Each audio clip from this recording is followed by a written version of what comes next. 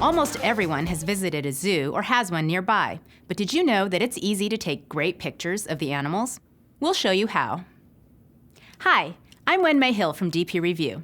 In this photo recipe, we'll show you how to take great animal photos at the zoo. With some basic equipment and simple techniques, your friends may even think you went on safari. Let's look at the ingredients you'll need for this photo recipe. First, you'll need a camera with a telephoto lens. You'll also need animals, but that's where your local zoo comes in. And you'll want a few simple techniques to get great photos.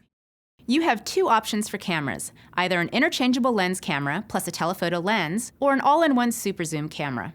If you want to use an interchangeable lens camera, we recommend a mirrorless camera or entry-level DSLR. There are lots of inexpensive telephoto lenses available for these types of cameras. If you prefer an all-in-one camera, look for a super zoom with a 10x or greater lens. If you're not using an all-in-one camera, you'll need a lens. At a minimum, you'll want at least a 100mm lens on a compact mirrorless camera, or a 200mm lens on an entry-level DSLR. But get an even longer lens if at all possible. There are lots of affordable zoom lenses in the 200 to 300mm range that can also be used for other things.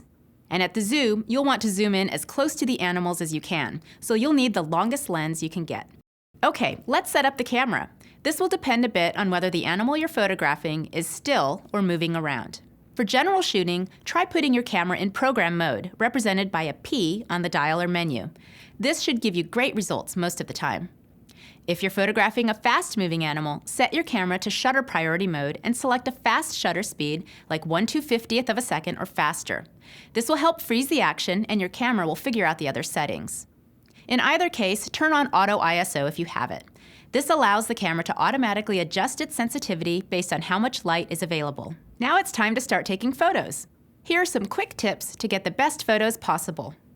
Watch an animal for a while before pulling out your camera. Getting a feel for its mannerisms or behavior will help you get better photos.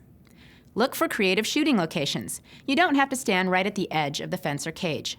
But if you are right next to the cage, shoot between the bars to keep them out of your photos.